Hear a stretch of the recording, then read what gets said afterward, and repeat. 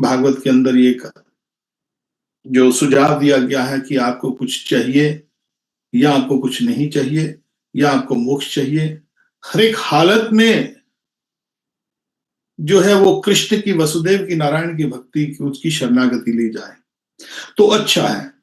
मगर इसमें एक समस्या है। समस्या ये है कि इसके भगवान के संबंध में एक दीवार है, हमारे एक दीवार खड़ी हुई है, एक पर्दा है, ये जो जो इच्छाओं का। जैसे दो दोस्त होते हैं, आप देखते हैं कि कोई बहुत अच्छा मित्र है तो वो एक दूसरे को, दोस्त में उसमें कोई स्वार्थ नहीं होता। कभी कोई आदमी, कोई दोस्त ऐसा हो हर रोज आता जाए, अरे मेरे को ये दे दो, मेरे को वो दे दो, मेरे को ये दे दो, तो आदमी एक बार देगा, दो बार देगा, तीन बार देगा, चार बार देगा। बोला ये दोस्त का तो रोज ही काम, रोज ही मांगता है मेरे से, हर रोज मांगता है, हर रोज मांगता है, हर रोज मांगता है। तो वो जो दोस्ती है, वो जो मित्रता है, वो स्वार्थ पूर्वक मित्रता है। संसार में सब कुछ स्वार्थ के साथ चलता है। हर एक व्यक्ति को, पति को पत्नी से स्वार्थ है, और पत्नी को पति से, बच्चों से, क्योंकि वो सुख दे रहे हैं। जब वो सुख देना छोड़ देती है कोई पति पत्नी, तो आजकल देखो हमारे शास्त्र में तो तलाक है ही नहीं। ये शब्द मुसलमानों का है तलाक, डिवोर्स ईसाइयों का है।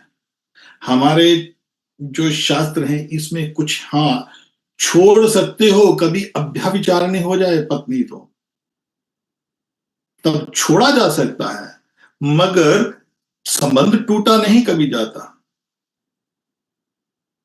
तो आजकल के हिसाब से एक दूसरे को जब छोड़ दिया जाए या ठुकरा दिया जाए, वो क्यों ठुकरा दिया जाता है, क्यों छोड़ दिया जाता है एक दूसरे को? क्योंकि स्वार्थ नहीं पूरा होता हमारा।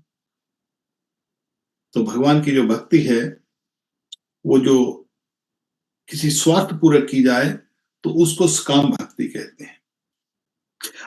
मगर निष्काम भक्ति में कोई स्वार्थ नहीं, ये बहुत जरूरी है। इसलिए हमको कोई ऐसा तो है नहीं कि हम जल्दी जल्दी 7 दिन में भागवत खत्म करनी है और बस जो जजमान है वो पैसे देगा और कथावाचक पैसे लेगा, खत्म खत्म खत्म, बार बार बनाया।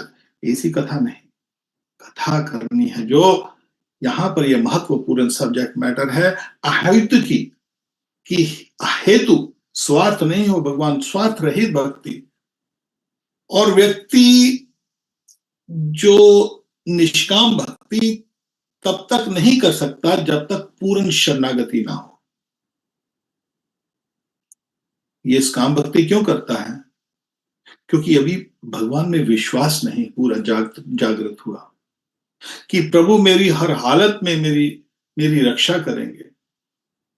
जैसा भी घड़ी हो, जैसा भी हो, जो भी करेंगे प्रभु मेरे लिए अच्छा करेंगे। हम अपने प्लानिंग के साथ चलते हैं, मेरा ऐसा हो जाएगा, मेरा ऐसा काम हो जाएगा, हे प्रभु मेरा काम ऐसे कर दो, बस ये मेरी प्लान बहुत अच्छी है, ये मेरे मेरे बच्चों के प्रति ऐसा कर दो, मेरे धन के प्रति ऐसा कर दो, मेरे स्वास्थ्य के ऐसी ऐसा कर दो, एक घर यहाँ बन जाएगा, एक बिजनेस यहाँ हो जाएगा, एक ऑफिस यहाँ हो जाएगा, हे प्रभु फिर मैं आपकी खूब सेवा करूंगा, आपको धन भी दूंगा, आपको समय भी दूंगा, सब कुछ दूंगा, बस मेरे को ये मेरी व्यवस्था कर दो। एक कंडीशन डालते हम ठाकुर जी के ऊपर। ये जो भक्ति है ये सकाम भक्ति है, ये शरणागति नहीं है, इसमें शरणागति की कमी है। हम मांगते हैं अपनी बुद्धि से। जो सकाम भक्ति होती है, हम अपनी बुद्धि से चलते हैं, हम ठाकुर की योजना से नहीं चलते। हम सोचते हैं ऐसा ऐसा हो जाएगा, ऐसे ऐसे होगा, 2 साल में 5 साल में फिर मैं सुखी हूंगा, फिर मैं भक्ति करूंगा, फिर दान पुण्य करूंगा, फिर सेवा करूंगा, ये करूंगा, वो करूंगा, ठाकुर के लिए करूंगा, मगर शरणागति नहीं है। सुदामा को जब उसकी पत्नी ने भेजा, सुदामा गए मिलने के लिए ठाकुर जी को द्वारका में, 7 दिन रहे सुदामा उधर, मगर 7 दिन मुंह ना खोल सके कि हे प्रभु मेरे को गरीबी ने फंसाया हुआ है। अपनी बातों में एक दूसरे के खूब कैसे हम संदीप मुनि के आश्रम में, कैसे हमारी गुरु पत्नी हमको खिलाती थी, कैसे हम ये करते थे, कैसे हम वो करते थे, बचपन में कैसे खेलते थे। बस इन बातों में उनका जो लीला में कृष्ण की लीला स्मरण करते करते कृष्ण का और सुदामा का समय निकल जाता है। और सुदामा शर्म करता है आज पूछने के लिए, उसको लज्जा आती है पूछने के लिए भगवान से, और क्या करता है, पूछने के बगैर ही आ जाता है। पूछने के बगैर आता है तो सोचता है, अरे मेरी पत्नी ने तो बोला था कि मैं पूछूं, मेरे को तो बहुत लज्जा आई। हमारी हमारी मित्रता है, इस मित्रता में इसे थोड़ी मैं कुछ स्वार्थ पूछ सकता हूँ कि मेरे को ऐसा ऐसा स्वार्थ मेरे लिए, मेरे को ये दो, मेरे को वो दो। अच्छा है मैंने नहीं पूछा।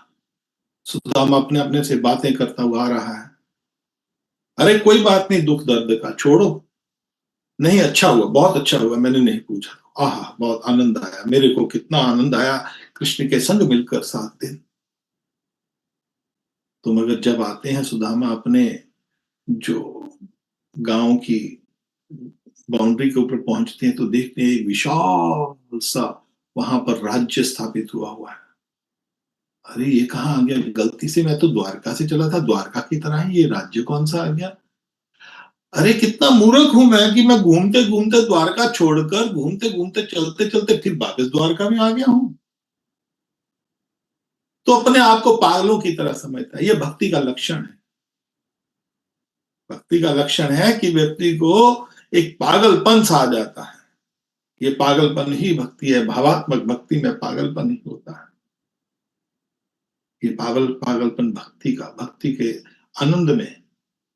तो इसे जब डोल रहा है सुदामा तो क्या देखता है, उसकी पत्नी आ रही है, साथ में ऐसे रानियों की तरह आभूषण जेवरात कपड़े पहनकर ऐसे आ रही है, साथ में उसकी दासियां चल रही हैं। अरे नहीं नहीं नहीं नहीं, अरे नहीं, तुम ये वही नगरी है, तुम्हारी नगरी है। अरे तो सुदामा को पता लगता है ठाकुर जब अपने हिसाब से देते हैं, जब हम पूछते हैं तो हम उस बच्चे की तरह पूछते हैं जैसे ठाकुर जी नारायण कृष्ण कभी किसी बच्चे के सामने आ जाए तो बच्चा क्या पूछेगा। कभी ठाकुर जी आके पूछे नारायण किसी बच्चे को, बेटा क्या चाहिए तुम्हें, तो बेटा क्या बोलेगा, ज्यादा से ज्यादा ये बोलेगा, अरे मम्मी मेरे को मारती है, अरे इनको थोड़ा सा डांटो ना, और मेरे को ऐसा करो ना, मेरे को खिलौने लेके दे दो, 2 4 6। ज्यादा से ज्यादा बच्चा बोलेगा, अच्छा मेरे को रसगुल्ला पसंद है, मेरे को ये पसंद है, मेरे को वो पसंद है। बस यहीं तक ही उसकी उसकी प्लानिंग चलेगी, उसे ज्यादा नहीं सोच सकता जो बच्चा होता है। इसी तरह हम भी इतने मूर्ख बच्चे की तरह हमारी जो प्लानिंग है हमारे जीवन के इर्द गिर्द घूमती है। जैसे कुएं का मेंढक है, कुएं से बाहर नहीं देख सकता, उसको ज्ञान ही नहीं है कुएं से बाहर देखने का कि कुएं से बाहर क्या है। तो उसी तरह जब हम ठाकुर जी से कोई अपनी इच्छाओं के लिए पूछते हैं, या अपनी जो हमारी जो दुर्दशा है या दशा है, जब उसकी व्याख्या करते ठाकुर जी को, ठाकुर जी ऐसा कर दो, ठाकुर जी ऐसा कर दो, ऐसा ऐसे ऐसे ऐसे कर दो, तो हम उस बच्चे की तरह हैं। मगर जब हम ठाकुर की पूर्ण शरणागति कर दें, जैसा मार भी राग भी जो इच्छा तुम्हार, जो तू करना है तू कर,